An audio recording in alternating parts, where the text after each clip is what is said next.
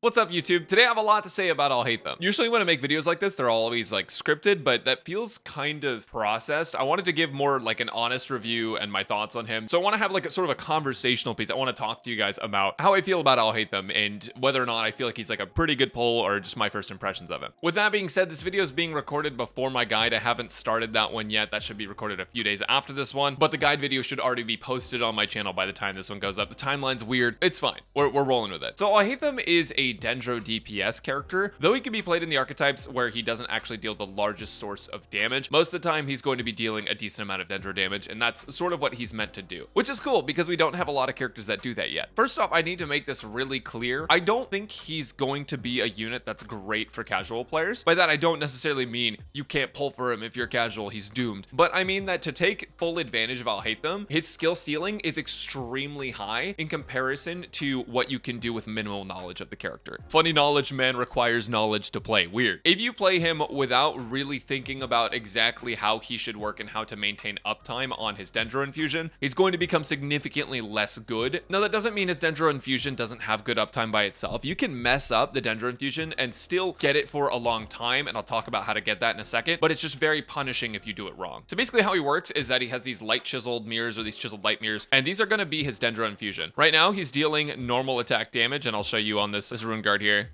Doing normal attack damage, right? With his Ascension passive, if I do a charged or plunging attack, I can gain one mirror, and you can see the mirror like right above or right over his shoulder, and during that time he has infusion, but the mirror is already gone. That's because his mirror only lasts for 4 seconds, and all the mirrors only last for 4 seconds, which is something that I think makes him a little bit more difficult to play, and I'll show you the other ways to get mirrors in just a second. His mirrors are only active for 4 seconds. The Ascension passive that I use to get him a mirror can only activate once every 12 seconds, but we should be good right about now. And so now we're dealing Dendro damage, and we're getting extra instances of damage from his mirror. It's pretty cool. Now we're back to physical damage, right? So that's one mirror. You can have up to 3 mirrors at a time, but basically the way it works is that the more mirrors you have, the more damage you're able to output, because you're going to get more instances of damage. And you can see that if you go over to his skill right here: 1 mirrored projection attack, 2 mirrored projection attack, 3 mirrored projection attack. All these are going to deal extra damage on top of what he's already doing. The mirrors have about a 2-hit internal cooldown, which means they can react once every 2 hits, and they're pretty strong, right? You want to make sure that you have as many mirrors up as possible, because that's the highest amount of damage you're going to be able to output at a time. So you don't want to sit there with 1 mirror and then get another mirror and then get another mirror. You want to sit there and you want to have 3 mirrors up as long as possible. So his skill works in an interesting way. It's sort of like Kuching Teleport,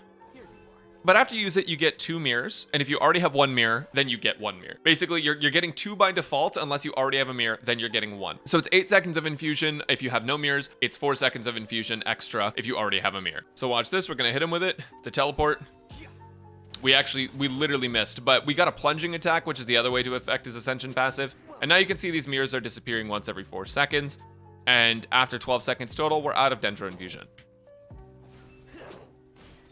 And there you go. Now look at us. We're doing a bunch of Dendro damage, and it's honestly like a decent amount. Unbuffed, we have no other things going on. That's just raw Dendro damage, and it shreds pretty fast. Like, he does a decent amount of damage by himself. Even if it doesn't look like the numbers are huge, by himself he's doing enough, and once you get spreads in there, it turns into a lot of damage, right?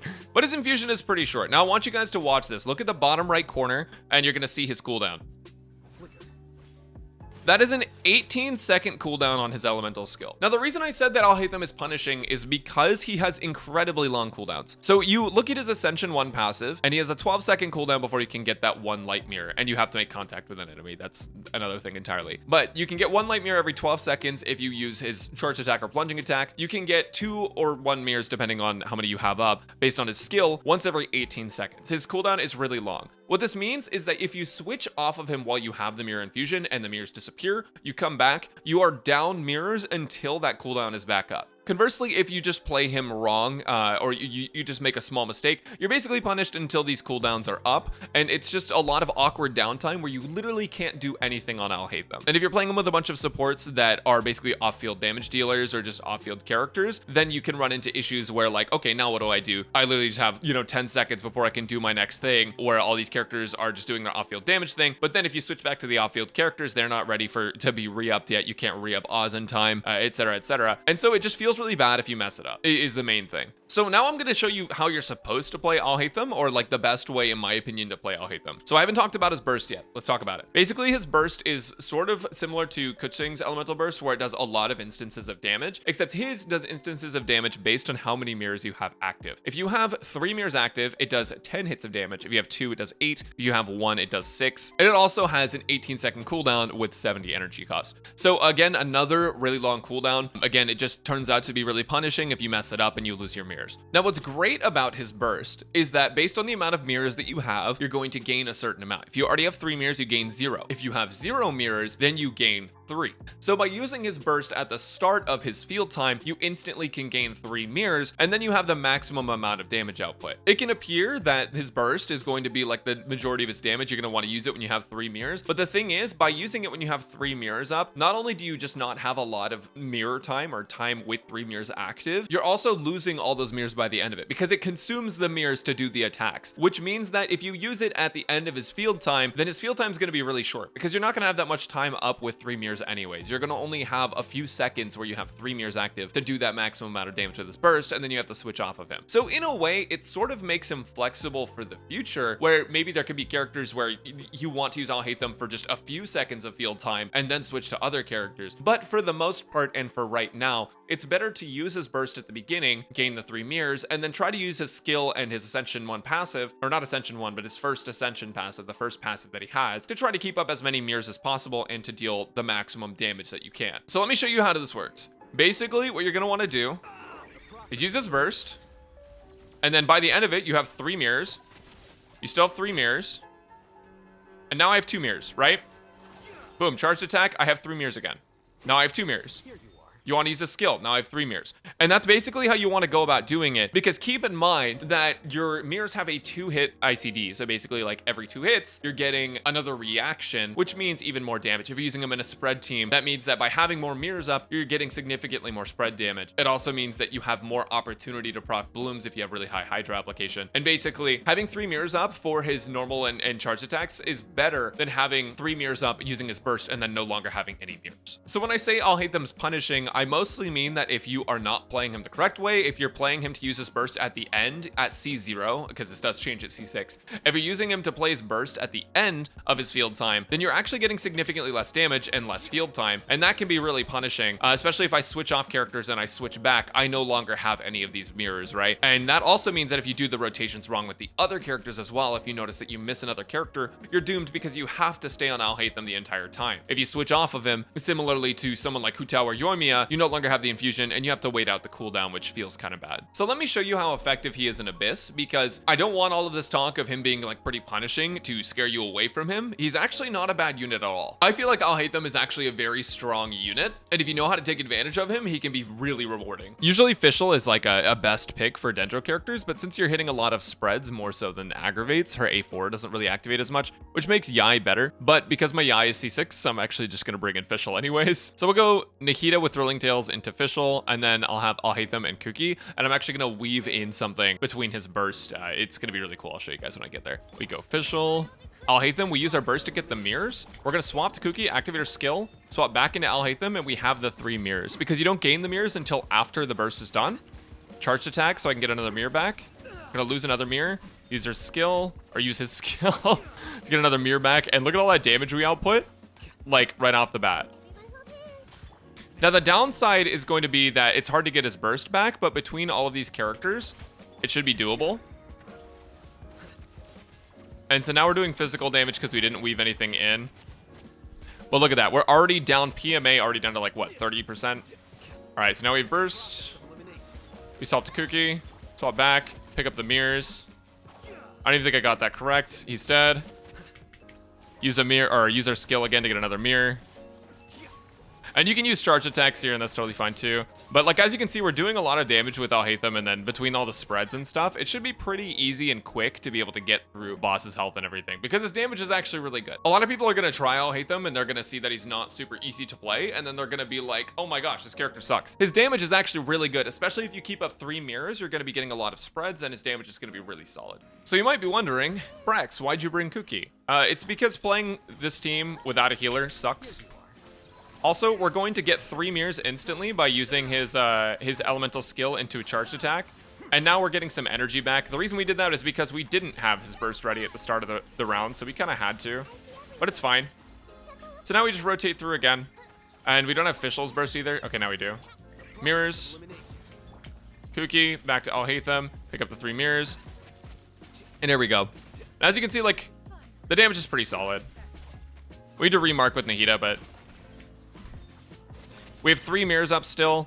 We no longer have an Electro character up, so that can be kind of a problem. And we want to try to get his burst before the next round, which is what Nahida really helps with, is batterying him. So I'll talk about battery here in a second after we're done with this Abyss run. So in interest of keeping this video short, I'm going to cut out the last chamber. Alhaitham has energy problems, as I mentioned, in the second chamber. And the energy problems are not as big as someone like Faruzan, who probably has the biggest energy issues in the entire game. But he has a 70 cost burst. Now 70 cost it's less than 80, obviously. And 80 is sort of like the peak. Obviously you have your 290 cost burst characters, but most of the high cost burst characters we consider have 80 burst cost, and he has 70 energy cost. So it's not that bad, right? But the problem is, even though he's generating a decent amount of dendro particles on field, it's still not really enough. You need to be able to use his burst at the start of every field time for him. And as a result, that means that if you don't have his burst, he is sort of giga doomed. You can use his elemental skill to get 2 mirrors, and then you can use a charge attack, and then you have 3 mirrors, and that can buy you time and build you energy for his burst, and you'll only lose a bit of damage. But if you don't play him right, or if you say, let's just use your charged attack before your elemental skill to get 2 mirrors instead of 3, then you are losing not only a lot of damage, but also you lose some of that dendro uptime,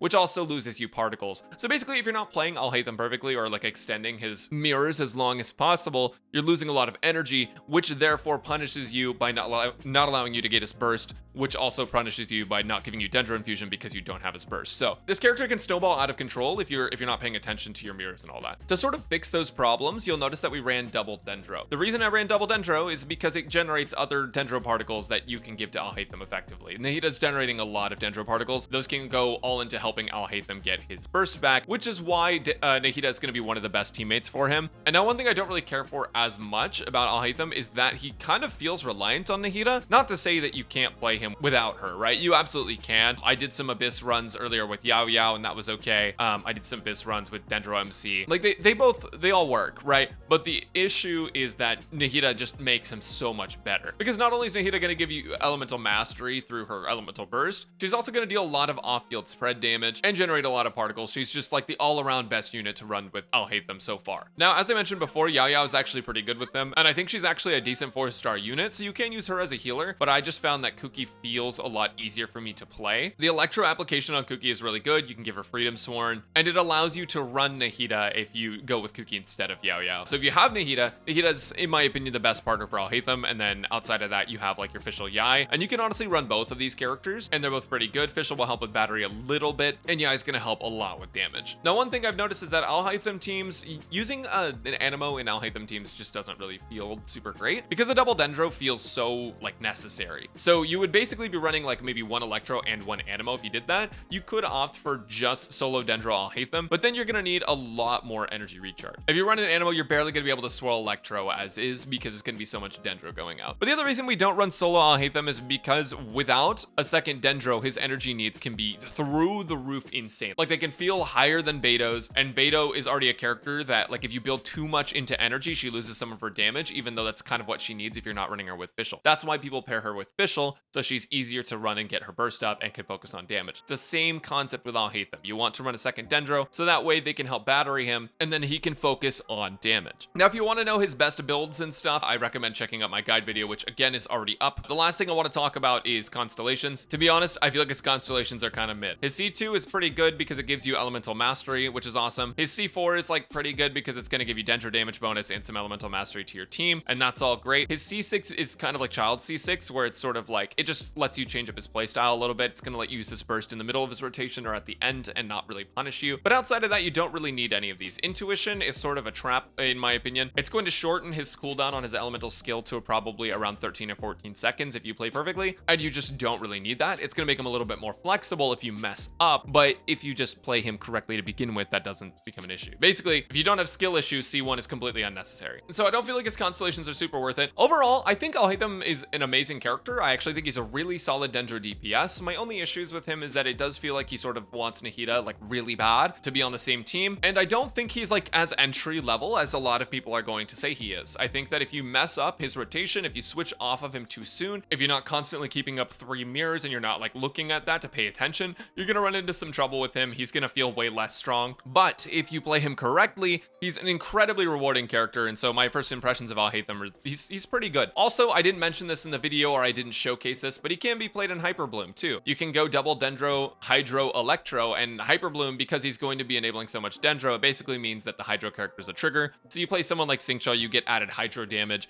you get a lot of Bloom triggers, and then you get Kuki to trigger all of those as an example of like a healer, and all of a sudden you have an insane Dendro output, while Alhaitham still dealing a lot of Dendro damage. So overall, he feels like an upgrade to me for Hyperbloom, but I don't have the like sheet numbers to back that. Just that's first impressions. I do feel like he's an upgrade for Hyperbloom. Play him with Nahida though, it's amazing. And as for spread DPS, if you don't count Tainari, because I don't count him because he's like standard bannered, so you know, he does a pretty good job. So overall, if you want my verdict, he's good, and you can pull for him if you're just looking for a good like Dendro DPS, I guess.